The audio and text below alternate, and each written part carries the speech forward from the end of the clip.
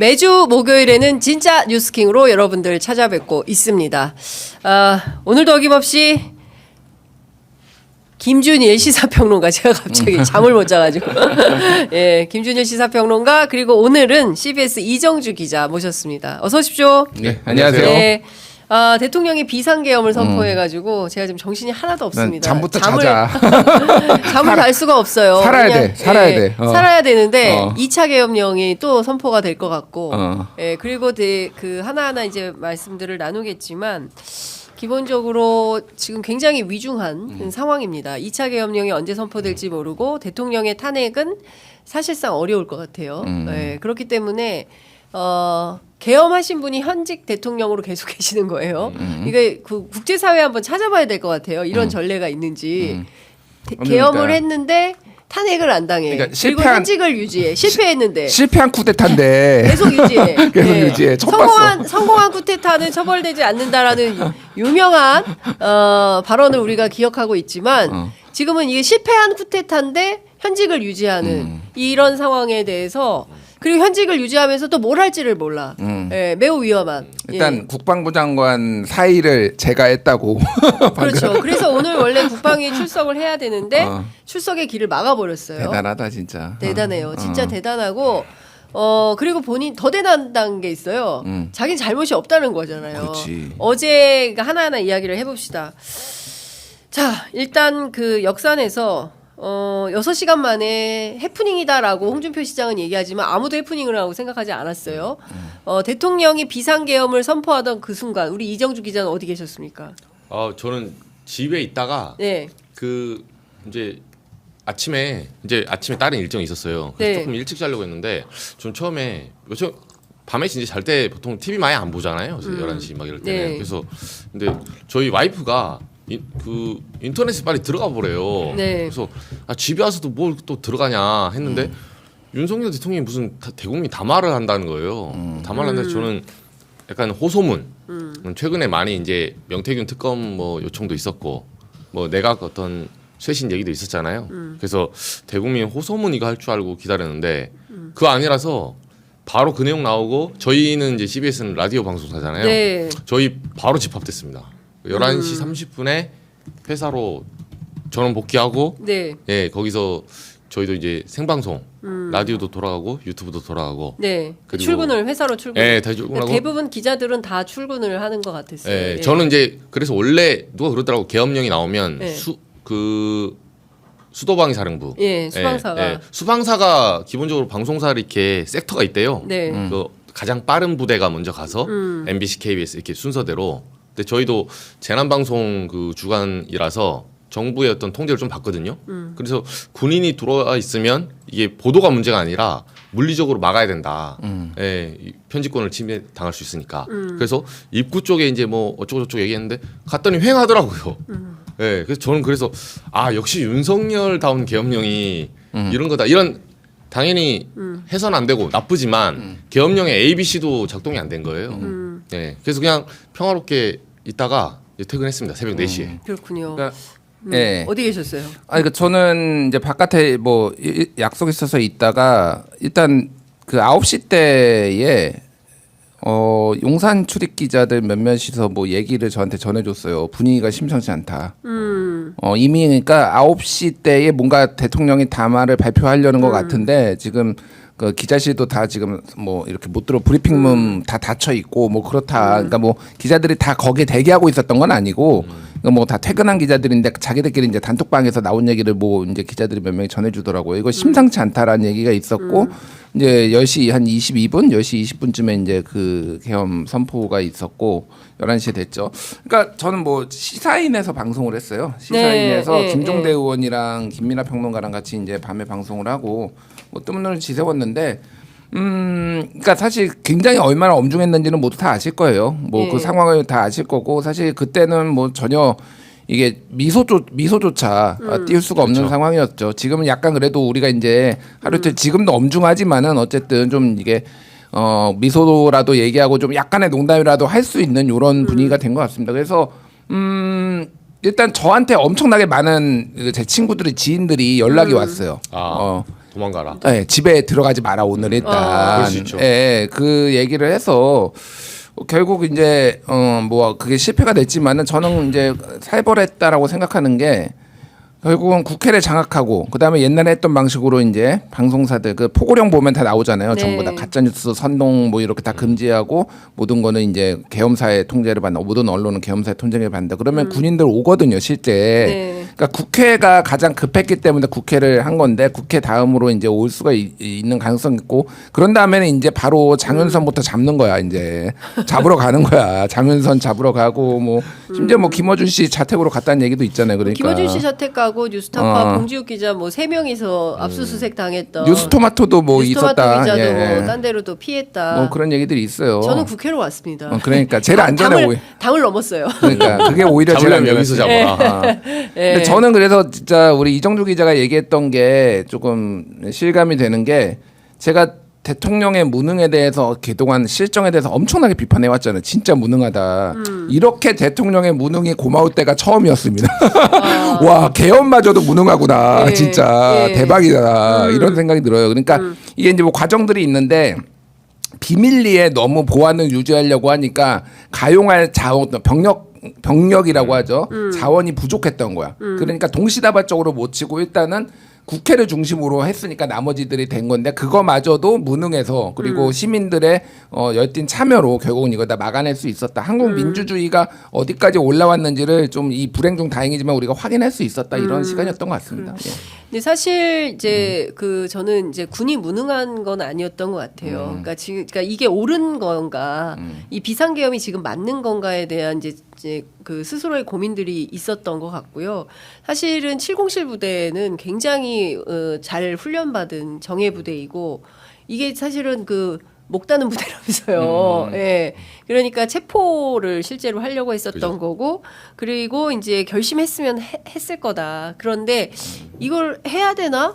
그러니까 국방부 안에 엇박자들이 공군, 그 다음에 이제 육군, 이제 이게 실제로 그 군 다수가 이거 동의해서 이거 비상계엄 다 때려잡아 이게 아니라 충암파 몇몇이 극비리에 김건희 여사도 몰랐다는 거잖아요. 김건희 여사조차도 모른 가운데 그렇다고 비상계엄이 이제 선포가 됐던 거고 그 가운데 이제 군이 이제 내부에서 엇박자가 있었고 그건 경찰도 마찬가지고 서울청과 지금 뭐 국회 행안이 진행 중에 있을 텐데 경찰청장과 서울청장 간에 서로 이제 네가 그랬잖아, 네가 시켰잖아, 아니야, 너 용산이랑 거래했잖아, 뭐 이런 식으로 서로 딴소리를 하고 있어서 행안위와 국방위가 어떻게 돌아가는지 오늘 좀 지켜봐야 될 것 같고. 근데 과거 이게 그렇게 얘기해 주더라고요. 저희도 이제 사후적으로 취재를 해보니까 국정원하고 이제 국방부 쪽에 물어보면 과거 이제 12.12 군사반란 이런 게 같은 경우는 네. 조직이 그러니까 우리 상하 관계가 조직이 뭐 대통령 밑에 비서실장 그 장관 차관 이렇게 내려가잖아요. 네. 부서. 근데 이 조직을 그 직으로 지배하는 거와 실질적으로 지배하는 건 좀 약간 다르다는 거예요. 네. 그러니까 조직마다 주요 키 포인트가 있어요. 네. 예를 들면 어떤 조직에서는 국장 힘이 센데 예. 어떤 조직에서는 차장 힘이 세요. 과거 예를 들면 뭐 DJ 정권 때 법무장관은 이제 호남 정권으로 바뀐 다음에 안 치려고 신승남 그 당시에 검찰총장 네. 요직에 안 칩니다. 근데 처음에 차장으로 안 치거든요. 네. 근데 왜냐하면 실제로 검찰총장이나 법무장관보다 예. 실질적인 소통을 하고 일을 해서 핸들링을 할 수 있는 사람들. 그게 이제 그 조직의 생리를 잘 알아야 돼요. 네. 그래서 과거 하나회 같은 경우는 전두환이 어쨌든 군인 출신이잖아요. 네. 본인이 거기 있었고. 네. 그래서 주요 국면에 가장 가성비 좋은 그러니까 몇 명만 포섭하면 조직을 장악할 수 있다. 네. 어쨌든 100명, 1000명을 다 가담할 수는 없잖아요. 네네. 예, 그런 거를 조직도를 잘 알고 생리를 알아야 되는데 이번에 보니까 이제 검찰 출신이잖아요. 네네네. 윤석열 대통령 자체가. 그래서 거기서 일단 1차적으로 정말 아까 김준일 평론가님 말대로 불행 중 다행이게 네. 미스가 난 거예요. 그러니까요. 진짜 그 간발의 차이로 네. 그 10분만 늦었어도 군대가 먼저 국회를 장악했다면 이제 국회의원들이 다 모이지 않은 가운데 이제 제조군 다 150명을 맞추지 못하면 이 불가능한 거잖아요. 그러니까 어쩌면 우리가 지금 그 비상계엄 포고령 가운데 이 방송도 못하고 어디 붙으려가고 이럴 수도 있었던 겁니다. 그런데 다행히도 다들 이제 월담을 해서 의장부터 다 넘었더라고요. 그래서 이게 지금 오늘 동아일보가 보도한 게 저는 굉장히 눈에 띄더라고요. 제목이 뭐냐면은 서울의 밤 50여 명 합참 벙커 집결 점점점 김용현 국방부 장관 김용 국방 반말 섞어가며 지침 이건데 네. 그날 밤에 군에서 무슨 일이 있었는지를 지금 굉장히 상세하게 해놨어요. 예. 저는 이게 12.12 쿠데타하고 매우 닮았다라고 지금 보고 있어요. 무슨 얘기냐면은 당시에 전두환이 이제 네, 전두환 그렇죠. 보안사령관이 본인이 동원할 수 있는 자원이 있었고 동원할 수 없으니까 거기를 무력화시켜야 되는 자원이 있었잖아요. 네. 그때 서울의 봄 영화를 보면은요 예. 파티를 엽니다. 그래서 전두환이 온다라고 해놓고 주요 뭐 특전사령관 뭐 몇몇 사람들은 이제 거기다 붙들어 놓고 있잖아요. 네. 김용현이 뭐를 했냐면은 합참 관련된 사람들을 다 국방부 벙커로 다 불렀다라는 거예요. 네. 그리고 박안수 지금 이제 계엄사령관이 됐잖아요. 네. 육군참모총장. 원래는 보통 합참의장이 보통 하는데 이번에는 육군참모총장은 박안수를 시켰다는. 박안수는 윤석열 정부 들어와 가지고 완전 초고속 승진한 육사 출신이거든요. 네. 그러니까 믿을 만한 사람은 그 벙커에 없었어요. 네. 밖에서 있고 이 사람들이 특히 이제 뭐 예를 들면 이진우 수도방위 사령관 그리고 뭐 곽종근 특전사령관 이런 사람들만 지금 급하게 움직인 거예요. 그러니까 사실상 이 사람들을 합참 벙커에다가 묶어놓고 네. 움직이지 못하게 한 거니까 이 군인들도 벙친 거야. 우리는 계엄 얘기를 못 들었는데 지금 여기서 계엄이 벌어지고 있고 다 TV만 보고 있고 그러다가 반말 섞어가면서 막 지시하고 뭐 이러다가 야 다 끝났어. 뭐 이렇게 가라고 이제 이렇게 된 거예요. 그게. 그리고 뭐 언론 보도 확률의 나왔지만은 수고했다. 중과부적이었다. 이 얘기를 김용현이 했다라는 거잖아요. 자, 중과부적이라는 말은 우리가 숫자가 부족해가지고 저거 당해내지 못했다, 이기지 못했다라는 거잖아요. 이거는 국회랑 국민을 적으로 본 거예요. 이건 뭐냐? 이거 전형 완전 쿠데타입니다. 그러니까 이게 지금 상황이 12.12 사태랑 매우 닮아 있었다. 그런데 제가 무능했다라고 한 걸 말씀하셨다시피 군 출신이 아니기 때문에 윤석열 대통령이 몰랐던 것도 있고. 이게 그러니까 2024년에 어떻게 이런 일이 있을 수 있느냐. 그러니까 상명하복에 대해서 이게 부당한 거에 대해서 조금 이제 뭐 걱정되는 것도 있고 실제 707 부대 같은 경우에는 북한군 투입 그 뭐 침투에 대해서 대비를 하라라고 그러니까요. 훈련을 나갔었다라는 거예요. 근데 국회로 가니까 이 사람들도 어안이 벙벙했던 거죠. 네. 그러니까 이게 너무 또 보안을 유지를 하다가 잘 안 된 부분도 있고 여러 가지가 좀 겹쳐가지고 운도 따랐고 이래서 좀 이게 됐던 것 같아요. 네. 지금 저희 오늘 굉장히 중요한 국회 상임위가 있습니다. 취재 편의점에 들어오시면 저희가 지금 라이브로 보내드리는 이 정치평론 시간도 있지만 상임위, 그러니까 국회 국방위 그리고 행안위 여러분들 함께 보실 수 있으십니다. 지금 현장에 위원회 돌아가는 상황도 잘 보셔야 되기 때문에 저희가 동시 서비스 하고 있다는 말씀 좀 드리겠습니다. 국방부 차관이 오늘 출석을 했는데요. 국무회의에 상정된 계엄 안건 국방부가 작성한 것은 아니다. 이제 이렇게 얘기를 했습니다. 그럼 누가 작성한 걸까요? 네, 요즘 그리고 이제 속보가 많이 들어와 있어서 소개해드리도록 하겠습니다. 용산 대통령실에서 윤석열 대통령 오늘 추가 남아 없다. 이렇게 입장을 밝혔습니다. 오늘 아침에 담화 발표한다고 했었거든요. 근데 담화가 취소가 됐어요. 그러니까 담화가 취소가 된 이유는 국회에 탄핵 그 소추안 이거 그 의결 이후로 하겠다는 거예요. 그러니까 무슨 얘기냐면 어떻게 될 것 같으세요? 어떻게 담화가 나올 거라고 전망하세요? 아니, 그러니까 묻고 더블로가 수준으로 난 나올 것 같은데. 그러니까 어제 우리가 예. 이제 그 용산에서 대통령, 총리 그리고 여당 대표, 원내대표 그리고 여당 중진들 만났다라는 거 지금 속보로 나오고 6시 20분쯤에 끝났는데 그 이후에 기사가 쏟아졌잖아요. 네. 잘못한 게 없다잖아요. 지금. 그러니까. 예. 굉장히 그리고 흥분 상태가 가라앉지 않았었대요. 그때까지도. 예. 그때까지도 뭐 약간 윤 대통령이 예. 화도 내고 막 이랬다라는 예. 거예요.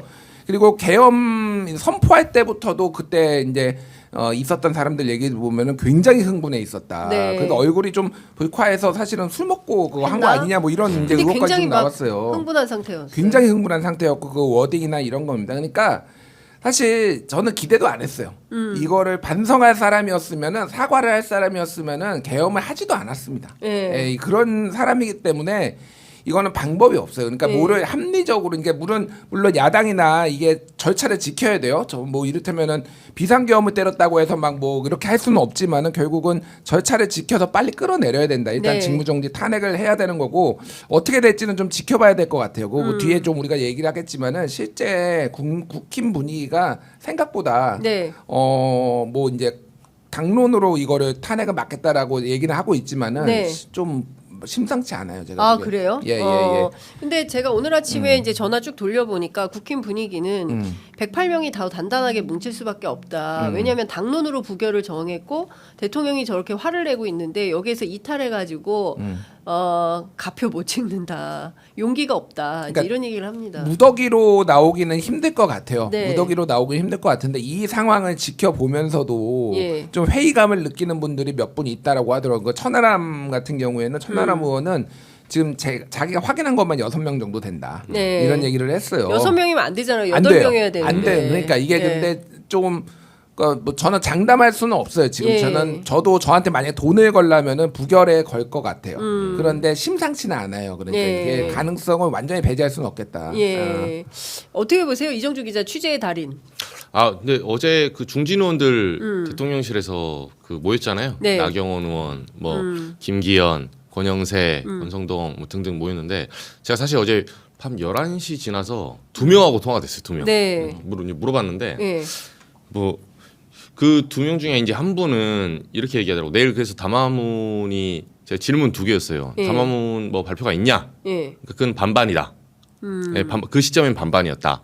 두 번째는 사과의 메시지가 혹시 담기냐 물어보니까 그 부분에 대해서는 이제 대통령이 뭐 결정하는데 약간 사과를 한다면 네. 만약에 담화를 한다면 안 한다면 몰라도 한다면 뭐 사과 내지는 이런 게 좀 양해를 구한 게 있지 않을까 하는 이런 뉘앙스로 얘기를 해줬거든요. 네, 네. 근데 저는 개인적으로 그 얘기 듣고 이게 사실은 정말 황당해요. 왜냐하면 그 저희가 기자이기 전에 저는 일반 시민으로서도 우리 뭐 예를 들면 절도하고 물건 돌려주면 용서해 줍니까? 그러니까요. 그러지 않아요. 예. 지금 이거는 사실상 그 헌법학자들이 다수가 이렇게 얘기하는데 내란죄의 구성 요건에 들어왔습니다 이미. 예. 특히나 그 이게 복잡해서 그렇지 개헌법 이 헌법 77조에 보면 예.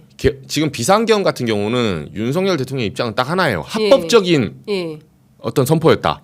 내가 비상계엄 할 수 있는 게 헌법에 내 권한이 네. 정해져 있고 이 권한을 행사했고 네. 그 권한 행사에 따라서 국회가 해제를 했는데 뭐가 문제냐? 네. 지금 이 소리 아닙니까? 그렇습니다. 근데 이분이 만약에 법치주의자로서 헌법주의자로서 그렇게 얘기를 한다면 네. 돌려드릴 수 있는 대답은 하나밖에 없어요. 그러면 77조에 나와 있잖아요. 5번에. 예. 해제 조항이 있어요. 예. 죄적 과반이 모여야 돼. 그렇습니다. 근데 그 과반이 모이려면 의회를 열어야 되잖아요. 예. 막았잖아요. 막았죠. 못 예. 들어가게 막았죠. 포고령 1번으로 예. 정치활동 금지라 했잖아요. 예. 이거 자체가 내란죄예요. 그렇습니다. 그러니까 본인이 헌법주의자고 헌법을 지키는 프로세스라면 이 프로세스를 자기가 유리한 것만 지키지 말고 네. 불리한 것도 지켜줬어야죠. 네. 근데 지금 실패한 쿠데타가 되니까 갑자기 헌법 타령하고 법치주의 타령하는데 이거는 전형적인 범죄자의 그 케이스에 속하기 때문에 네. 제가 통화했던 여러 헌법학자들은 네. 이거는 탄핵의 수준이 아니에요. 탄핵은 솔직히 박근혜 대통령 때는 그 박근혜 대통령이 그 당시에 내란죄는 아니었거든요. 예, 내란은 아니었어요. 예, 그 당시 뭐 미르재단 이게 내란은 아니잖아요. 미르재단으로 무슨 국가를 국정농단이었죠. 예. 그때는 국정농단이고 직권남용 뭐 이런 그렇죠. 거였어요. 이게 외환이나 내란죄는 아니었기 예. 때문에 그게 규정상으로 보면 예. 탄핵을 밟아갈 수가 있는 거예요. 이 조항이. 근데 이건 이미 탄핵을 뛰어넘은 내란죄의 구성 요건이 됐기 때문에 오히려 많은 학자들이 저한테는 그런 소리예요. 네. 학자들이 보수적이잖아요. 네. 보수적인데도 그런 얘기 한다니까요. 이 기자는 왜 탄핵을 얘기하냐고. 그건 내란죄다. 내란죄로 일단 그렇죠. 수사해서 처벌해야 된다. 네. 이제 이런 건데 대통령의 그래서 지위에 그 상관없을 그 여러 허들이 있는데 네. 내란죄는 그 허들을 무너뜨리는 조항이에요. 그렇습니다. 소추할 수 있어요, 바로. 예. 아니 그리고 중요한 것은 그래서 이제 시민들이 오히려 현장에서 제가 이제 12월 3일 밤에 국회 아유 죄송합니다. 감기가 안 나. 아이고. 죄송합니다. 그때 국회 대로에 나와 있었는데 체포하라 대통령을 체포해야 된다라는 얘기가 나왔던 거예요. 그런데 지금 국회 국방위원회 진행 중에 있는데 박안수 계엄사령관이 출석해서 이런 말을 합니다. 계엄 사실 통제실로 이동해서 대통령 담화를 보고 알았다. 그러니까 본인이 사전에 모의하거나 이런 것은 아니다라고 이제 주장을 하고 있는 겁니다. 그렇기 때문에 김용현 장관이 출석을 했었어야 돼요. 그런데 이거를 오늘 아침에 꼼수로 면지간을 제가 하고 그리고 나서 새 국방부 장관을 임명해 버리지 않았습니까? 근데 이런 상황을 보면 그러니까 지지 않겠다라는 입장이 굉장히 강하다. 윤 대통령. 그러니까 여전히 국민과 싸울 생각이 굉장히 세다. 이렇게 봐야 될 것 같습니다. 어떻게 보세요? 그리고 안철수 의원이 이런 얘기했네요. 윤석열 대통령 하야해라. 그리고 여당에서 탄핵 찬성표 나올 수 있다. 그런데 이분이 또 말씀은 이렇게 하시는데 또 표 계산이 좀 잘 안 되고 그래서 어떻게 보십니까? 실제로 심상치 않다라고 우리 그 김준일 평론가 취재를 통해서 확인을 좀 하신 것 같은데. 예. 그러니까 뭐 심상치 않다라는 게 무더기로 나온다라는 얘기는 저는 전혀 아니고요. 아니고, 예, 예. 어쨌든 가능성을 배제할 수는 없겠다. 뭐 네. 이 정도고요. 그러니까 다 지금 자기 살 길 찾는 거예요. 지금 국무회의 지금 취재한 거 보면은 한 11명 정도 지금 참석을 했다라고 하는데 네. 아예 뭐 몇몇 장관들은 자기가 참석했는지 안 했는지조차 아직도 지금 안 밝히고 있어요. 뭐 취재로 확인은 했는데 아직 이제 그거 여부를 본인이 확인 안 해주는 거 이런 거는 뭐냐면은 이게 지금 참석을 해가지고 자기가 어떤 말을 했는지에 대해서 불똥이 어떻게 튈지가 겁나는 거예요, 솔직히. 그러니까 왜냐하면은 이거는 내란죄가 만약에 진짜 윤석열 대통령한테 적용이 되면은 네. 그러면 내란 뭐 공범이거나 네. 동조를 했거나 그런 거잖아요. 불법적으로 지금 하는 게 너무 딱 보이는데, 네. 그러니까 본인들이 지금 면피하기 위해서 다 자기 살 게 지금 찾고 있다라고 보면 될 것 같고 어제 뭐 채널 A 뭐 그 보도 보는데 너무 재밌더라고. 그러니까 네. 익명 관계자로 정부 관계자는 네. 이 정부랑 도저히 이 윤석열이랑 같이 갈 수 없다. 네. 그리고 대통령실 관계자는 빨리 탈출하고 싶다. 이런 게 익명으로 이렇게 막 나오더라고요. 진짜. 지금 완전 무정부 상태예요. 네. 박한수 같은 경우에도 저는 이거를 몰랐을 리가 없다라고 봅니다. 왜냐하면은 본인이 아까 얘기했듯이 김용현이 본인이 믿을 수 있는 사람들이 있잖아요. 네. 그런 사람들을 중심으로 해가지고 이거를 지금 다 사전에 움직인 게 굉장히 많이 보여요. 그렇습니다. 아까 뭐 707 같은 경우에도 예. 지금 얼마 전부터 굉장히 훈련을 지금 많이 했다라는 거예요. 그 주변에 그리고 경찰 병력도 경력도 한 이틀 전부터 엄청 늘어났다라는 거예요. 그러니까 육군 참모총장 이 사람이 몰랐을 가능성이 저는 없다. 그러니까 이거는 윤석열이 김용현을 시켜가지고 딱 믿을 수 있는 사람, 특전사, 육군 참모총장, 네. 뭐 수방사 이쪽은 지금 다 알았을 거다. 지금 예. 살 길을 찾는 건데 이거는 결국은 내란죄로 다 고소 고발해가지고 다 네. 수사를 통해서 밝혀낼 수밖에 없는 그런 상황인 것 같아요. 네. 아니 이게 잠깐만요. 속보가 들어와 있어서요. 민주당에서 윤석열 대통령 탄핵안 표결을 7일 오후 7시로 잡았습니다. 7일 오늘 며칠이죠? 오늘 5일입니다. 5일이군요. 네, 토요일 오후 7시로 표결하겠다라는 입장을 밝히고 있고요. 그리고 박한수 육군 참모총장 계엄 선포 대통령 발표 아까 말씀드렸죠. 그리고 또 하나는 병력 국회에 투입하는 거 인지하지 못했다. 명령을 본인이 통제하지 않았다라고 했고요. 국방부 차관이 김용현이 국회 병력 투입을 지시했다. 그러니까 범죄 사실을 국방부 차관이 장관의 범죄 사실을 국방부 차관이 국회에 출석해서 증언하고 있는 그런 상황입니다. 박한수는 자신은 계엄군을 국회 진입에 지시한 적이 없고 계엄군 국회 진입을 지시한 것은 김용현이다. 이제 이런 얘기를 하고 있는 것입니다. 자, 중요한 포인트는 서로 이제 살 길 찾는 거고 이런데요. 이 와중에 한동훈 대표가 경찰에 신변보호 강화 요청을 했습니다. 체포조 투입설 등에 대한 우려 때문인데요. 실제로 저는 깜짝 놀랐던 게 한동훈 대표가 국회에 들어와 있었어요. 국회에 그렇죠. 들어와 있었는데 본회의장에 있었어요. 네. 대표실이 아니라. 원래는 못 들어가잖아요. 원래는 못 들어가는데 의원인데, 국회의원이 아닌데 그렇죠. 들어와 있었어요. 그래서 왜 그런 거냐 했더니 이제 검사 출신의 양부남 의원은 무서워서 들어와 있었던 거다. 이제 이렇게 평가를 합니다. 되게 특이했어요. 그러니까 앉을 자리가 없잖아요. 자기 그쵸, 자리가 그쵸. 없으니까 이제 계속 서가지고 이렇게 굉장히 불안하게 있던데. 아니, 근데 그거는 잘한 게 그 국회 민주당 쪽 보좌관들하고 얘기 들어보면은 네. 한동훈 방 앞에선가 뭐 그쪽에서 대기하고 있었다라는 거잖아요. 그렇죠. 경찰들이 잡아가려고. 그러다가 다른 사람이 들어갔는데 일단은 경찰들이 확 덮쳤다는 거예요. 그러니까 어. 한동훈인 줄 알고 예. 들어온 당대표 군인들이 군인들이 예. 그 얘기를 잡아갈 뻔했네. 잡혀갈 그러면. 뻔했어요. 예, 근데 예. 실제로 예. 그 이재명 대표 방 보면 이제 문 다 뚫려 있고 뜯어냈잖아요. 다 뜯어내고 예. 그러니까 실제로 국회의장하고 한 여당 야당 대표는 진짜로 체포하려고 하는 건데 나는 한동훈이 진짜 배알도 없는 게 어제 대통령 만나가지고 왜 나 체포하려고 했냐라고 물어봤다라는 거 아니에요. 물어봤죠. 예. 그러니까 대통령은 그냥 원래 포고령에 나와 있어. 포고령에 나와 있어 정치활동 금지니까 너 그거야라고 했는데 거기에서도 그냥 끽소리 못하고 그러고 있고 오늘 와가지고 탄핵만은 맞겠다 나한테 모든 권한을 이 사태를 수습할 권한을 탈당해라. 달라. 탈당이 아니라 제명을 해야지. 일단 당원은 그렇죠. 제명을 하는 게 우선이고 그리고 예. 이거는 그러니까 이거예요. 이재명의 생각은 이겁니다. 지금 당원 게시판 논란 싹 들어갔어요. 지금. 네. 그러니까 친윤계들이 지금 뭐 추경호도 코 끼었잖아요. 지금 5번 지금 당사로 오라 여기로 오라 하면서 바꿔가면서 해가지고 추경호도 저는 사실상 수사 대상이라고 보고요. 내란 동조의 수사 대상이었는데 추경호도 완전 힘 빠지고 네. 윤석열 대통령도 이제 자기한테 완전 매달릴 수밖에 없는 상황이야. 그러니까 이거는 자기가 당을 장악하는데 지금 단장 탄핵이 되면은 뭐 어쨌든 탄핵 소추까지 해서 이제 결정까지는 한 반년 가까이 걸릴 수 있는데 그때 대선을 하는 거는 나한테 불리해. 네. 그러니까 일단 최대한 윤석열 산소 호흡기 끼워가지고 어떻게 해서든 네. 나한테 유리할 때 한번 대선 치러보겠어. 딱 이거거든요. 예. 아, 내가 그냥 웬만하면은 욕을 안 하는데 한동훈한테 솔직히 내가 박수 쳐줬거든요. 그때 국회에서 그거에 본인 입장 반헌법적인 거라고 얘기했을 때는 박수 예. 쳐줬는데. 그렇죠. 자, 이 인간들은 예. 안 돼. 내가 보기에는 이 인간들은 안 된다. 지금 윤석열을 데리고 가겠다고 지금 이 상황에서. 와. 그러니까 지금 이런 거죠. 그러니까 그 사실 좀 제대로 된 정치 집단이라고 한다면 당연히 탄핵은 의결을 해야 되는 것이고요. 두 번째로 윤석열 대통령이 범죄를 저질렀잖아요. 준전시 상황도 아닌데 비상계엄을 선포해가지고 국가위신 그거 떠나서 지금 태국에서 저거를 안 바꿔줘 환전을 안 해준다는 거잖아요. 그리고 여행 금지 국가는 아니지만 위험 국가로 분류가 됐어요. 주가가 떨어졌잖아요.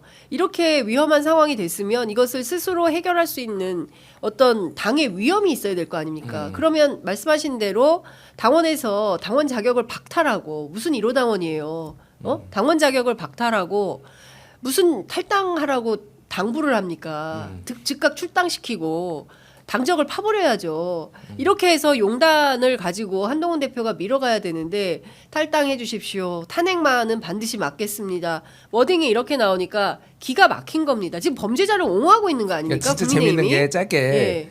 그러니까 탈당하라고 하는 거는 결국은 이제 여당 아닌 거 되잖아요. 그때 어제 의원총회, 국힘 의원총회 하는데 탈당 안 된다라고 반대한 논리들이 우리가 여당의 지위를 잃는다라는 거였어요. 그 의원들의 생각은 뭐냐면은 아직도 여당 하면은 먹을 게 많잖아요. 그러니까 먹을 거를 우리는 누리겠다라는 거고 한동훈은 자기의 대권 가도에 더 이상 여당 대표라는 게 도움이 안 되는 거야. 네. 윤석열이랑 차별화를 해야 되는 거야. 그러니까 그거 떼고 나는 조금 더 내가 이 당을 다 수습하고 해가지고 뭔가 돋보이는 정치인이 되겠다라고 하는 건데 네. 무책임하게 이를 데가 없다. 제일 중요한 거는 지금 윤석열이 지금 무슨 짓을 할지 몰라요. 솔직히 저는 다시 제2의 계엄은 쉽지 않다고 봅니다. 이미 이 정도가 됐으니까. 네. 그런데 진짜 국지전 이재명 대표나 조국 대표도 얘기하잖아요. 네. 우발적인 국지전도 배제할 수 없어요. 다만 미국이 빡쳤어요. 네. 미국이 빡친 게 다행이야 지금. 완전 빡쳤어 지금. 맞아요. 지금 네. 첫 번째 계엄 왜 우리한테 통보도 안 해? 얘기도 이걸로 안 해. 빡치고 동맹국가인데. 지금 지금 오늘 회의도 무슨 회의였지? 한미 그 해구산 협의인가 예, 뭐 예. 까먹었는데 그 아. 협의 회의도 취소됐죠. 미뤄졌어요. 미뤄졌어요. 예, 미뤄졌어요. 연기됐어요. 그러니까 미국이 완전 빡친 상황이라서 야 그나마 NCG. 예, 예. 핵합의 그룹인가? 예. 윤석열이 미친 짓 못하게 미국이 말릴 수는 있겠구나. 네. 이 생각은 들어요. 그나마 좀 미국이라도 있어서 다행이다. 진짜. 지금 그런 수준의 생각을 해야 되는 거다. 근데 저는 왜 그래 봤냐면 그 미국 얘기 나와서 이 외신을 네. 보잖아요. 이 언론의 온도차도 있어요. 외신에서는 사실상 거의 내란으로 쓰고 있어요. 외신은 이거를. 그러니까 네. 오히려 우리가 우리 쪽에서 톤 조절이 그러니까요. 국내 언론이 더 낫고 네. 아까 말씀대로 예. 이거를 무슨 선동주의자니 지금 과격주의자니 그런 게 아닙니다. 그런 차원이 아니라 이 상황을 객관적으로 봐야 돼요. 네. 그리고 저는 한동훈 대표 저도 단계 게시판 깊게 취재한 기자로서 네. 이 천재 이루의 기회를 놓치면 안 됩니다. 예. 왜냐하면 사실상 저도 취재를 하고 있지만 단계 게시판이 지금 물 건너가는 분위기예요. 예. 아니 이런 지금 격변기에 물론 중요하죠 단기 게시판도. 근데 지금 그걸 따질 계제는 아니거든요. 나중에 여론조사를 보는 거지. 네. 근데 한동훈 대표의 이제 특유의 그 특징 내지는 네. 지금 단점이 나왔어요. 또 예. 우유부단이에요 이게. 시험 때 올랐거든요. 근데 이번에 제가 가장 놀랐던 거는 계엄 선포하고 난 다음에 즉각적인 입장이 나왔잖아요. 이 계엄령 자체가 위헌적인 거다. 나는 국민과 함께 가겠다. 네. 정치는 타이밍이 예술인데 네. 저는 굉장히 놀랐어요. 와 이런 멘트를 이 시간에 지금 하는 거구나. 네. 솔직히 말해서 민주당 이재명 대표보다 훨씬 더 간결하고 임팩트가 있었죠. 왜냐하면 이재명 대표 입장에서는 당연히 여야 관계가 있기 때문에 네. 계엄이든 뭐든 반대쪽 입장에 서기가 쉽거든요. 네. 근데 여당 내에서 계엄에 대해서 반대하는 게 쉽지 않습니다. 그러니까 입장으로 보면. 어. 근데 그런 용기를 내고 빠른 타이밍에 굉장히 명징한 메시지를 내서 기대를 했는데 이게 뭐 사람 안 변한다고 한동훈 대표가 지금도 좀 주저주저 하고 있는 거예요. 자, 속보가 있어서 계속 말씀 좀 드리겠습니다. 박한수 육군 참모총장 중앙선관위에 병력이 들어간 것은 몰랐다. 이분 좀 태도가 상당히 이상합니다. 그다음에 이분들을 어떻게 하면 좋겠습니까? 오늘 친윤의 김민전 최고위원이 울먹이면서 그동안 윤석열 정부의 성과를 잘 못 알린 것을 반성하겠다라는 입장을 밝혔고요. 인유한 최고위원은 윤석열 대통령은 회사 판매원처럼 지금까지 일해왔다. 이렇게 얘기하고 있습니다. 홍준표 시장 박근혜 때처럼 배신자 나오면 큰일 난다 안 된다. 이렇게 연막하고 있고요. 조규홍 보건복지부 장관이 윤석열 대통령의 계엄 선포에 동의하지 않았다. 그만두겠다. 입장 밝혔습니다. 성일종 국방위원장은 계엄 선포 부끄럽고 안타깝다. 진실 밝혀야 한다. 입장 밝혔고요. 국방부 차관은 사실 실탄 지급이 있었는지 굉장히 이제 중요한 포인트였는데 실탄 지급은 없었다라고 주장을 하고 있습니다. 이 다 수사 대상이에요. 이 사람들 다 수사 대상입니다. 예, 이제 일단 지금은 주장에 불과한 것이고요. 수사 과정에서 근데 특검밖에는 길이 없고 특검과 탄핵이에요. 이 두 가지 열쇠. 여기는 근데 질곡이 있으니 그 국민의힘 산을 넘어야 됩니다. 그 8석 지난 총선에서 200석을 야당이 200석을 했다면 이런 문제가 없을 텐데 여전히 이 8석의 벽을 넘지 못해서 껌껌이 지금 특검의 벽을 넘지 못하고 이제 탄핵의 벽을 오늘 뭐 넘지 못할 것 같은데 일단 민주당이 7일 날 7시로 잡은 것은 왜 그렇다고 봐야 될까요? 그러니까 아니 7일 자정까지 해야 되니까. 7일 자정까지. 7일 자정까지 해야 되는 거고 이제 6일부터 7일 사이잖아요. 그러니까 이게 표결을 할 수 있는 게 근데 조금 더 상황을 지켜보겠다고 하는 것 같아요. 그러니까 왜냐하면 지금 너무나 많은 변수들이 막 계속 나오고 있으니 그러니까 7일 7시면은 거의 이제 뭐 자정할 수는 없으니까 이거를 그러니까 뭐 거의 막바지에 한다라고 이제 보면 될 것 같고 최대한 시간 늦춘 것 같고 7일이 또 촛불 집회가 그렇죠. 예정이 있는 날이기 때문에 예. 그날 이제 시민들과 함께 그렇죠. 해야 될 것 같은데 제가 보기에는 촛불 집회를 광화문이 아니라 국회에서 장소를 바꿔서 해야 되지 않을까라는 생각이 좀 들고 그래야 되지 않을까요? 어떻게 보세요, 이정주 기자? 근데 지금은 촛불 집회도 정말 중요하고 저는 굉장히 그 중요한 시기라고 봤던 이유가 아까 김주민 평론가 말대로 우리가 농담처럼 그랬어요. 계엄령 딱 떨어지니까 거의 이게 문민정부의 처음이잖아요. 그것도 아니고 60년 만인데 사람들이 그러니까 언론 출판의 자유, 신변의 위협을 느낀 거예요. 아니 원래 그 정권 교체라는 것은 그러니까 소위 말해서 민주주의라는 것은 정권 교체 안정적인 투표로 인한 정권 교체가 보장이 돼야 돼요. 그걸 위협받는 나라들이 그래서 그런 나라들이 보통 제3세계예요. 그게 선진국의 어떤 지표이기도 한데 그러려면 여당에 대해서 비판이 자유로워야 되고 그 재갈을 물리지 않아야 되는데 이렇게 계엄령으로 딱 때려가지고 재갈 물린 사람들의 넘버링을 해서 1, 2, 3순위가 잡혀간다? 그러면 그 다음 사람들은 무슨 생각을 하겠습니까? 이게 비판을 막 못하는 거예요. 그럼 사실 민주주의 자체가 무너지거든요. 그래서 저도 농반진반이지만 오늘도 그 용산 앞에서 12시 시위가 있는데 해병대 정원철 회장 있잖아요. 예비인데 자기 지인들이 딱 그 시간에 10시 반에 전화가 오더래요. 회장님 도망가라고. 잡으러 올 거라고.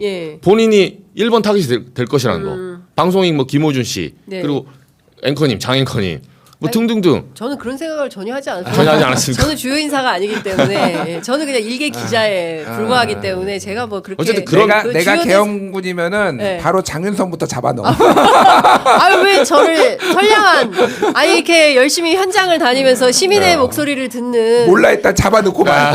하찮은 기자입니다. 위험해. 아니, 저는 전혀 위험한 사람도 아니고요. 그러니까 그만큼 늘 평화와 인권을 주장한 이런 말 하면 안 되나? 그래서 이런 재갈을 물리는 시도를 했잖아요. 지금 한번 트라이를 한 거예요. 네. 그래서 이거를 모 헌법학자는 굉장히 심각하게 본 게 네. 지금도 현재 진행이기 때문에 그렇습니다. 이게 지금 재발할 수 있는 가능성이 있거든요. 그렇습니다. 그래서 이거를 국회에서 지금 이게 정무적으로 뭐니 맞니 이거 따질 때가 아니에요. 예. 그분은 이제 강력하게 보수적인 학자인데도 현재 군이나 경찰 무장 세력들이 이 돌아가는 상황을 보고 있다는 거예요 지금. 여기서 만약에 이걸 어설프게 뭐 내란죄 아니고 뭐 탄핵이 8표가 되니 안 되니 또 사실상 정쟁화 시킨 거잖아요. 지금 한동훈 대표가 정쟁화 시키는 쪽으로 동의를 해주고 있는 거예요.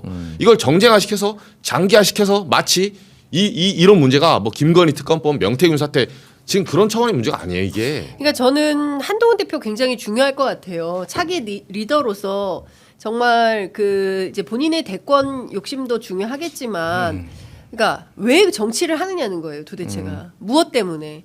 예? 그냥 뭐 그 지금 보면 김건희 여사 하나 지키고 그럴 거면 그냥 편하게 살아도 돼요. 아니 돈도 많겠다. 그렇죠. 사회적 지위도 높겠다. 굳이 이렇게 비상계엄까지 선포하면서 온 국민을 괴롭히면서 아니 돈 많으니까 해외 여행도 다닐 수 있잖아요. 의전 때문에 그런가? 에? 아니, 잘 모르겠습니다. 자기 그 돈 쓰는 의전이 거 안 좋아해. 남의 돈 써야 돼. 그래서 여론조사도 공짜로 했어요. 여론조사 공짜로 하고 맨날 예. 뭐 아크로비스타를 주겠다고 하고 약속 지킨 거 하나도 못 봤어. 없어. 예. 그러니까 제가 보기에는 왜 정치를 하는가에 대해서 근본적으로 한동훈 대표가 자신의 아니만 지금 체포조 문제 때문에 그 신변 보호 요청하고 신변이 위협되니까 국회 본회의장 들어와 있고 제가 그날 현장에서 추경 원내대표 국회를 빠져나가는 걸 목격했어요. 제가 그때 카메라를 켜놨어야 되는데 네. 저희도 월담을 준비하던 터라서 카메라를 켜놓을 수가 없어서 꺼놨었는데 당사로 가는 추경호는 당사로 가는 게 아니었고 투표를 해야 되잖아요. 네. 현장에서 투표를 해야 되는데 투표 안 하고 새벽 1시에서 2시 얼음으로 저는 기억을 하는데 국회에서 빠져나갔어요. 이미자 의원 등하고 자 다들 뭐 얼굴을 가려가지고 누군지 식별하기 어려웠는데 두 사람은 제가 분명히 기억합니다. 추경호, 이미자 두 사람은 국회를 빠져나갔다. 예, 그 엄중한 시국에 그리고 현장에서 박주민 의원이 직접 들었는데.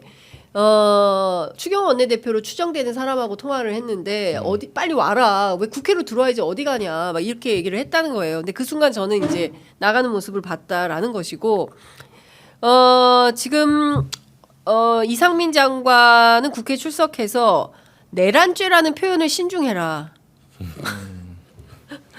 네, 내란죄라는 표현을 신중하게 써라라고 주장을 하고 있다는 거고요. 말씀하신 대로 진짜 미국이 빡쳤네. 미국은 동맹의 중요 원칙은 민주주의다. 윤석열 대통령이 한미 동맹을 위협하고 있다. 이렇게 얘기를 했다는 거고요. 진짜 수위가 완전 높은데. 예, 당연하죠. 그런데 중요한 것은 윤 대통령이 늘 가치 동맹 얘기했잖아요. 그러니까. 민주주의, 네. 자유요, 민주요. 자유민주주의. 예? 자유민주주의 어디로 갔습니까? 그러니까 바이든하고 이게 윤석열 두 사람이 찰떡궁합이 됐던 것도 바이든도 맨날 본인이 이제 민주당 출신이기도 하고 그 자유 얘기를 민주주의 가치를 얘기를 하면서 다른 나라의 이제 국정에 대해 그러니까 뭐 전쟁 나면은 그런 것도 제재하고 뭐 이런 맥락이 있단 말이에요. 그러니까 지금 완전 황당한 거고 바이든 입장에서도 지금 임기 말에 얼마 남지도 않았는데 이거를 지금 용납할 수 있는 게 아닌 거죠. 그러면 이게 다 본인이 했던 것도 업적도 다 무너질 수가 있는 거고 진짜 지금은 그러니까 아까 전에 이제 법적인 문제 뭐 이런 것들 계엄의 문제점에 대해서 이정주 기자가 얘기를 했다라면은 저는 이제 뭘 얘기를 하고 싶냐면은 무정부 상태예요 지금. 제가 예전에도 사실상 무정부 상태라고 얘기를 꽤 많이 드렸는데 네. 지금은 진짜 무정부 상태가 거의 맞아요. 왜 그러냐면은 일단은 외국 얘기를 하자면은 제가 너 이거 뉴스 나중에 봤는데 네. 3일 오전에 3일 밤에 계엄 선포했잖아요. 네. 3일 오전에 키르기스스탄 대통령하고 정상회담했어요. 그래서 포괄적 동반자 관계를 오전에 얘기를 했어요. 그리고 키르기스탄하고 키르기스스탄 대통령이 한국에 있었어요. 아직 안 나가고. 근데 밤에 계엄을 선포한 거야. 그러면 한국에 있던 키르기스스탄 대통령은 이게 뭐야? 그렇죠. 야. 야 그러니까 이런 거예요. 그러니까 이게 얼마나 그러니까 무계획, 그러니까 이게 장기적으로 보면 계획인 거고, 근데 그 날을 선택한 거는 저는 즉흥적일 수도 있다라고 보는데, 막 이런 맥락들이, 그러니까 스웨덴 총리 원래 5일날 오늘이죠. 오늘 들어오기로 했는데 지금 무기한 연기했지. 일본의 총리도 이시베 시게루 총리도 지금 방한하는 거 지금 다 연기했지. 지금 전 세계가 지금 완전 한국 그러니까 외교가 없어졌어요. 지금 맞아요. 완전 없어졌지. 지금 장관들 다 사의 표명하고 있지. 지금 다 탈출하고 싶다라고 하지. 이 무정부 상태를 그러면 2년 반 동안 지금 보자고요. 유지하자고 지금 이거를 말도 안 되는 거고. 윤석열은 끝났습니다. 뭐가 됐든 그게 탄핵이 됐든 뭐가 됐든 국민의힘에 끌어져 내려오든 끝났어요. 지금 여기에 국민의힘은 진짜 판단 잘해야 돼요. 어떤 식으로 이거를 그러니까 소위 말해서 질서 있는 퇴진을 할지는 고민해야 되는데 지금 이런 식으로 탄핵은 안 된다라고 당론으로 하는 거는 어제 의원총회에서 나왔던 얘기가 우리 탄핵당하면은 윤석열 탄핵당하면 20년 동안 집권 못한다. 뭐 이런 얘기 했거든요. 진짜 소탐대실 아니면 지금 그게 중요합니까? 아니. 이렇게 하면은 니들이 20년 동안 아무것도 못해 내가 보기에는. 그러니까 정신을 차려라 진짜. 국민의힘 정신 차려라. 정말 제가 보기에는 우리 김준일 평론가가 애정을 듬뿍 담아가지고 얘기를 하는 겁니다. 국힘 좋아해. 국힘 좋아해. 고발 좀 그만해. 고발 좀 그만해줘. 국힘을 이렇게 좋아하는데 왜 이렇게 자꾸 고발하는 거야? 근데 저는 진짜 심각하게 본 게 우리가 지금 정치적인 얘기도 하는데 제가 그때 말씀 요거 취재하면서 제가 대학 때 주식 동아리 했기 때문에 자산 시장에 이제 있는 분들이 많아서 전화를 좀 돌려봤거든요. 근데 이게 나중에 후폭풍 올 건데 이 자산 시장 붕괴가 지금 엄청나게 위기예요, 사실은. 왜냐하면 아까 20년 동안 국민의힘은 집권 못할 거다 했는데 지금 그렇게 어떻게 보면 태평한 소리 할 때가 아닙니다. 거의 우리나라의 신뢰도, 금융시장, 자산시장의 신뢰도가 20년 전으로 돌아간 거예요. 그게 뭐냐면 환율 같은 경우는 제가 어제 얘기 나오길래 그래프를 찾아봤거든요. 최근 10년 이래 환율이 지금 최고치 찢었어요. 다시.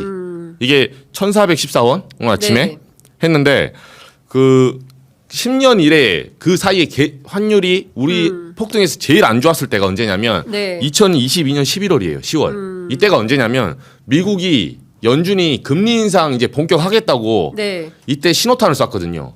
그리고 영국하고 이제 영국 금융시장 이제 위기였고 우크라이나 전쟁 이제 막 이제 예를 들면 정리해야 돼 정리 안 되고 이때 환율이 1,400원 폭등하고 그 이후에 지금 최고치를 찍고 있어요. 근데 요거를 횡적 그래프로 쫙 보잖아요. 10년 동안의 그래프를 보면 1,400원 찍은 게 딱 그때랑 지금 이 두 번입니다. 지금. 두 번이구나. 네. 그러니까 이게 엄청난 경제 위기가 오고 있다는 거고 해외 경제는 그렇게 나쁘지가 않아요. 지금 연준은 금리 인하기에 들어갔어요. 근데 우리가 지금 솟았다는 거는 우리나라 경제를 해외에서 굉장히 안 좋게 보고 있다는 거예요. 아니 오죽하면 태국에서 워낙 환전을 안 해주 여행 갔는데 한국 돈 환전을 안 해준다는 거예요. 태국에서 이 말이 됩니까? 아니, 그래서 이 금융 신뢰라는 건 어떤 의미냐면 보시면 알겠지만 제가 뭐 그 전문가한테 물어보니까 왜 제3세계에서 소위 말해서 외국인 투자자들이 땅을 안 사는지 아세요? 제3세계는 소위 말해서 토지 측량 제도 이게 명확하게 있질 않아. 몇 방미터에 얼마인지 이게 규격화돼 있고 이거를 교환할 수 있게 신뢰관계가 구축이 돼야 돼요. 이게 제도의 힘이거든요. 근데 소위 말해서 아프리카나 동남아 이런 데는 해외 투자가 못 들어가는 게 비 오고 장마 오고 하면 땅이 없어져 버려요. 금융화되지 못해요. 그게. 그러니까요. 그래서 선진국을 못 됐는데 우리나라 지금 거의 그렇습니다. 자, 속보가 또 들어와서 전해드립니다. 민주당이 내란죄 관련 상설특검을 추진합니다. 10일에 처리하겠다고 합니다. 10일이 다음 주죠? 다음 주 화요일 10일, 되는 것 같습니다. 화요일입니다. 다음 주 화요일 상설특검을 내란죄만 한정해서 그러니까 지금 대통령 탄핵도 민주당의 계획은 이런 것 같습니다. 대통령 탄핵도 일종의 이제 살라미 전술이에요. 그러니까 국민의힘 쪽에서는 대통령에 대한 탄핵을 한 번이면 족하지 두 번, 세 번 못해. 역풍 불 거야. 민주당 그렇게 못합니다라는 생각을 하고 있는데 민주당은 합니다. 할 것 같아요. 그러니까 제가 오늘 들은 얘기는 살라미로 한다. 일사부재리 또 얘기 나올 것 같으니까 하나씩 썰어서 한다. 첫 번째는 그날 12월 3일 그 비상계엄령 그 발동과 관련해서 요건만 하나 가지고 원포인트로 탄핵안을 이제 탄핵 소추안을 내고 만약에 부결이 된다. 그러면 그 다음 거 또 나가는 거예요. 그러니까 지금 김건희 특검, 최상병 특검 지금 뭐 3번, 4번 계속 이어가고 있고 있는데 이거 이렇게 특검 계속 하듯이 탄핵도 계속한다. 대통령에 대한 탄핵 앞으로 몇 차례 있을지 모른다. 비상계엄 선포해? 그럼 또 계속 해제한다. 그러니까 지금부터는 장기전입니다. 장기전이고, 그러니까 국회 주변을 떠날 수가 없는 상황이 되는 겁니다.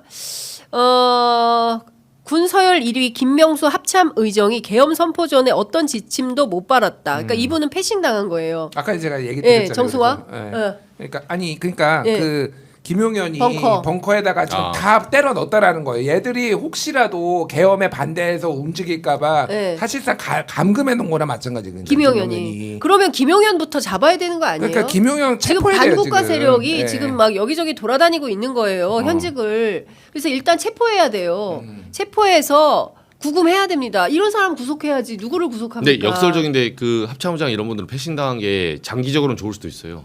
일단 내란죄 그 지금 구성원에 안 들어가거든요. 그럼요. 네. 그 사람한테는 무조건 좋은 거지. 예, 솔직히. 정말 해픈투비지만 예. 그분은 다행이라 생각해야 돼요. 해군 출신이야 예. 합참의장이 예. 지금. 예. 그래서 지금 이번에 이 쿠데타에 예. 가담한 사람들, 친일 쿠데타에 가담한 사람들 다 육사 출신이에요. 맞아요. 전부 육사 출신이고. 육사 사인방. 예. 육사 출신이고 예. 뭐 이제 거기에 일부가 이제 그 소위 말하는 이제 충안파 예. 뭐 이렇게 껴있고 막 이런 거예요. 그래서 그러니까 육사들은 진짜 문제가 많구나. 많네. 진짜로. 많죠. 하나회, 충안파. 어. 이게 지금 육사 해체해야 된다라는 얘기도 나올 것 같아요. 육군사관학교 이대로 괜찮습니까? 이거 뻑하면 해체는 안 되고 해체는 안 어떻게 되고. 해산도 안 되고 아니, 그래- 지금 다니는 학생들이 있으니까. 그 사실은 네. 어떤 그 문재인 정부 때 처음에 그 얘기 나왔잖아요. 문민 지배. 그러니까 예. 무를 지배할 때는 우리나라가 아직도 국방부 장관이 문인 출신이 없어요. 그러니까 다 군인 출신이에요. 네. 그러니까 출신을 결국은 과거에 미국 같은 경우는 럼스펠드 이런 사람들 예. 기업가거든요. 예. 기업가가 가도 조직을 운영할 수 있는 거예요.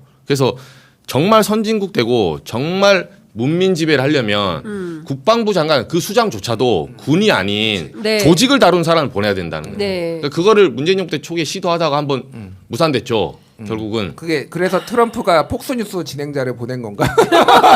그것도 역설적이지만 나름 문민 지배를 하고 있다는 거죠. 좀 웃긴 지배인데 네. 이게 문민 중에 누구냐의 문제인데 우리보단 나은 것 같아요. 근데 네. 자, 근데 한동훈 대표 너무 무기력해 보입니다. 예전으로 돌아갈 수는 없다라면서 탄핵엔 반대하고 탈당은 재요구. 계속 이렇게 그 비슷한 참 그렇습니다. 그 이제- 범죄 혐의를 피하기 위해서 정권을 잡으려는 세력은 또 막아야 된다. 그러니까 이재명 대표로 그러니까 혹여라도 이재명 대표가 대통령에 당선될까봐 그건 또 막고 싶은 거예요. 그래서 그거죠. 지금 국민의힘에서 어떤 얘기가 나오냐면 좀만 기다려서 이재명 대표 선거법 2심 대법원 그죠. 확정 판결 받고 그러면 이재명도 사라지고 윤석열도 치우고 그 가운데 새로운 정치를 하자. 이게 이제 소위 얘기하는 친한계 주장이라고 하는데 제가 보기에 그거는 불가능한 꿈이에요. 아니 뭐 불가능하고 뭐 만에 하나 어떻게 나올지 모르겠지만 이재명이 뭐 이렇게 선거에 못 나오면은 니들을 이길 수 있니? 그 정신머리 가지고 그러니까 이길 수는 네. 있어. 한동훈 대표의 그 위시풀 띵킹 친한계의 생각은 네. 이재명만 잡으면 내 거다. 그러니까 여기에 빠져 있는 거예요. 여기에 네. 아니 솔직히 그러니까 요거 내가 진짜 냉정하게 얘기를 하면은 이재명 대표가 상대하기 제일 편할 수도 있어요. 그쵸. 사법 리스크가 있다라고 계속 공격해왔고 그게 어느 정도 먹혔잖아요. 솔직히 여기에서 다른 사람 나오면은 유시민이 갑자기 나온다 막 그러면 네. 이길 수 있어 그러면은 네. 그러니까 말도 안 되는 망상에 망상 내가 보기에는 예, 그러니까요. 하던 대로 해 그냥. 하던 대로 해. 왜 자꾸 딴 걸 하려고 하는 거야. 이제 이런 말씀을 좀 주셨습니다. 근데 지금 전반적으로 돌아가는 상황을 종합을 해보면 어쨌든 국민의힘 내부가 그 역사 앞에 죄를 짓지 않겠다라는 태도를 가져야만 이 국면이 돌파가 가능할 것 같아요. 근데 그 다들 놀란 것 같습니다. 대통령이 정말 느닷없이 계엄을 선포를 하고 중앙일보 오늘 보도에 따르면 평소에도 확 계엄해 버릴까? 뭐 이런 얘기를 하고 다녔다는 거잖아요. 그러니까 언제든지 그러니까 명태균 얘기처럼 5살짜리가 권총을 찬 격이다. 딱 그거죠. 딱 그거예요. 그러니까 네. 무슨 짓을 할지 딱 모르는 그거예요. 상황이고, 근데 그분은 지금 여전히 현직 대통령에 앉아 있는 것이고 또 뭘 할지 몰라요. 그래서 김민석 최고위원이 술 취한 사람이 지금 그 탱크를 이제 쥐고 있다. 이제 이런 얘기들을 하고 있는 겁니다. 그러니까 이 위험한 상황을 빨리 잘 정리해야 되는 전국민적 지혜와 이런 것들이 좀 필요한 상황인 것 같은데. 국민의힘에서 이탈자 몇 명 나올 걸로 예상하십니까? 7월 7일 표결 때 어떻게 12월 7일 12월 7일 내모레. 7시 예, 7시 예, 예. 토요일 날 지금 저는 민주당이 뭐 어느 정도 1차 실패는 감안하고 하는 거라고 보거든요. 지금 분위기는. 그래서 많아야 한 이탈자 한 5명? 그러니까 안철수 의원은 이제 밝혔고 이미. 네. 네. 한 명은 이제 카운트 되고 시작하고. 근데 지금 한동훈 대표가 이렇게 했다는 거는 아직은 그 방향이 아니라고 본인들이 생각할 것 같아요. 네. 우발적으로 하기에는. 그러니까 저는 무효표 기권표가 늘어났거든요. 사실은 우리가 이탈표라고 하면은 지난번에도 찬성은 2표가 나온 거고 무효기권을 해가지고 총 4표를 이탈표라고 했잖아요. 네. 이탈표 숫자는 꽤 늘어날 수도 있겠다 제가 보기에는. 근데 이거는 카운팅은 어쨌든 찬성을 기준으로 하는 거잖아요. 네. 지난번에 김건희 여사 특검은 194표 나왔거든요 그때. 그러니까 2표가 사실은 더해진 거라고 보면 될 것 같고 저는 한 198표 뭐 요 안팎이 될 것 같아요. 진짜로 간발의 차로 간당간당하게 될 것 같고 예. 무효표 기권표가 몇 표가 더 늘어날 것 같아요. 그래서 실제로 이탈표라고 카운팅하는 거는 10표가 넘을 수도 있겠다 지금은. 그런데 사실 그 얘기가 있었잖아요. 김건희 특검만 하더라도 명패하고 투표용지는 주되 기표소에 못 들어가게 하는 방법. 그렇죠. 이런 걸 쓴다. 리트머스. 그렇죠. 그것도 있고 그다음에 기표소는 들어가게 하되 민주주의 형식은 갖추고 대신에 이름을 써라. 그래서 이름 안 쓴 사람 발각해내는 이런 방식으로 그러니까 이런 잔꾀를 계속 부리고 있는 건데 이런 방식으로 할까요? 할 수도 있을 것 같아. 그리고 어떻게 보세요? 이렇게까지 스스로가 참 초라해지는 선택을. 근데 한동훈 대표가 그런 행동을 해버리면 정말로 우리가 한동훈 대표 저는 단계 게시판에 있어서는 진실을 찾기 위해서 적대적이 섰지만 진짜 한동훈 대표를 위해서 말해주는 건데 네. 그렇게 하면 한동훈 대표가 지금 이번에 땄던 점수 다 까먹습니다 사실. 예, 완전 그러면 정말로 밑장을 보여주는 거예요 이제는. 네. 근데 지금 상황에서 미국 백악관에서 입장이 좀 나왔는데요. 한국 민주주의 강화에 계속적인 공개 목소리를 내겠다. 미국이 도와주라. 그래도 어떻게 봐야 돼요? 이렇게 욕하고 저렇게 욕해도 미국이 짱이네. 예, 제이크 설리번 미국 백악관 국가안보보좌관이 한국 민주주의는 견고하고 회복력이 있다. 앞으로 우리는 계속해서 공개적으로 목소리를 낼 것이고 한국의 상대방과 비공개적으로도 대화해서 그 민주주의의 중요성을 강화해 나갈 것이다라는 입장을 밝히고 있습니다. 나는 이거 네. 중국 언론에 나온 거 너무 웃겨. 네. 제목이 뭐야? 제목이 이거야. 윤 사랑하는 여자 위에 전 세계의 적 되기로 선포. 사랑하는 여자 위에 전 세계에 적대기로 선포했다. 오늘 뭐 중앙일보 보도 보면은 김건희 여사도 몰랐다. 그렇죠. 그래서 저 찌라시예요. 이거는 확인도 안 되고 좀 아닌 것 같기는 한데 극단적 선택설 뭐 이런 것까지 돌더라고요 지금. 누가? 김건희. 아 진짜요? 예. 그러니까 뭐 자해설 뭐 이런 것까지 돌았는데 아닌 것 같아요. 지금은 예. 아직 공식적으로 확인은 안 됐는데. 예. 그러니까 김건희가 몰랐을 가능성도 있고요. 저는 네. 진짜 이게 몰라서 극단적 선택? 그러니까 어떻게 상황을 이런 식으로 만드느냐 너한테 계엄, 그러니까 예. 이거 지금 다 죽는 거 이 뭐 바보 멍청해 오빠 대통령 맞아? 이 상황에서 계엄하는 게 너 대통령 맞아? 맞아. 약간 이런 식으로 예. 나왔을 가능성도 배제할 수 없고 예. 뭐 그런 건데 어쨌든 제가 계속 방송에서 얘기하는 거는 뭐 이준석은 뭐 명태균 황금폰 때문에 그랬다는데 제가 보기엔 택도 없는 얘기고 이거는 3일날이라는 거는 해필 그 많은 날 중에 네. 그러니까 4일날 표결이 본회의가 있었잖아요.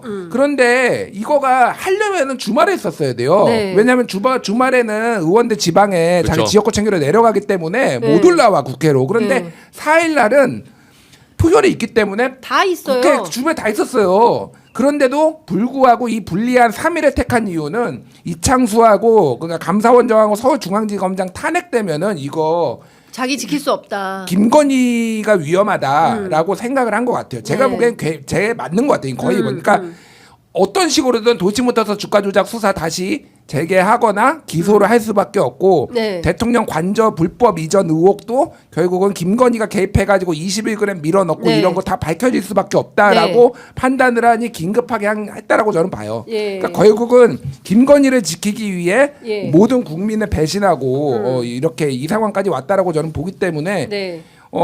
중국 언론이 수준이 높네 생각보다. 저는 근데 그러니까요. 미국의 이런 발표가 진짜 정말 저도 한국 국민으로서 예. 정말 이거 부끄럽고 처참한 것 같아요. 왜냐하면 우리가 사실 민주주의 발전시키면서 반쪽짜리 민주주의를 하다 보니까 네. 독재 시대에 미국의 어떤 영향을 많이 받았잖아요. 사실은 네. DJ 감금 될 때도 그랬고. 예. 근데 이제는 정권 이양을 평화적으로 몇 차례 했고 이제 좀 우뚝 섰다고 생각을 해서 트럼프 그 관련해서 몇 년 전에 광란의 지지자들이 막 미 의회에 막 들어가고 이럴 때 나름 우리나라에서 조롱한 사람도 있었어요. 미국도 이제 뭐 패권의 시대가 꺾였구나 이런 식으로. 네, 네. 근데 아직도 우리는 예. 이 제3세계 수준 못 벗어나는 거예요. 예. 미국이 봤을 때는. 예. 거 봐라. 너네는 우리가 자유 목소리 안 내주고 민주주의 그런 거 뒤에서 뒷받침 안 해주면 네. 언제든 아프리카 독재국가가 될 수 있는 나라 아니냐. 예. 지금 이런 취약함을 보여준 거예요, 사실은.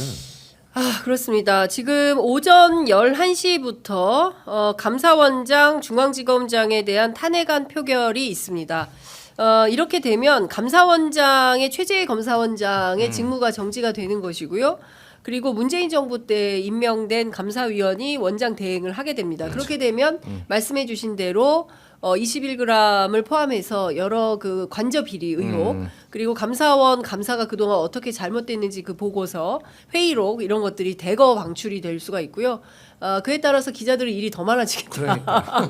기사가 쌓인다. 예, 지면이 없다. 예, 인터넷을 많이 활용해야 될 것 같고 유튜브를 통해서 그 수많은 정보들을 다 취합하셔야 되겠다라는 생각이 좀 듭니다. 윤석열 대통령에 대한 탄핵안은 7일 밤 7시, 저녁 7시에 표결을 하는데요. 민주당은 토요일 집회가 다 마무리된 다음에 국회로 돌아와서 표결을 한다고 합니다. 그러니까 토요일이 굉장히 중요할 것 같습니다. 그리고 내일도 그렇고요. 여러분들 취재 편의점 계속 애청해 주시기 바랍니다. 취재 편의점 늘 토요일 현장을 지켜왔고 또 지키겠습니다. 예, 그래서 두 분도 나오세요. 집회에. 민주주의도 지키고 예. 장윤선도 지키자. 자꾸 내가 안 돼, 장윤선. 아니, 707이 편의점 먼저 볼 수 있어서. 예. 아니, 큰일 납니다. 저희가 지켜드려야죠. 저는 그냥 일개 하찮은 일개 하찮은 기자에 불과하니까 예, 제발 저에게 관심을 거두어 주시기를. 근데 왜 국힘은 계속 고발해? 이렇게 하찮은 기자를. 그러니까요. 하찮은 사람 자꾸 고발 좀 그만하시고 예, 좀 잊어주세요. 모니터도 좀 그만하시고 예, 그러기를 당부드리겠습니다. 자, 오늘 두 분 말씀 여기까지 듣겠습니다. 고맙습니다. 예, 감사합니다. 고맙습니다.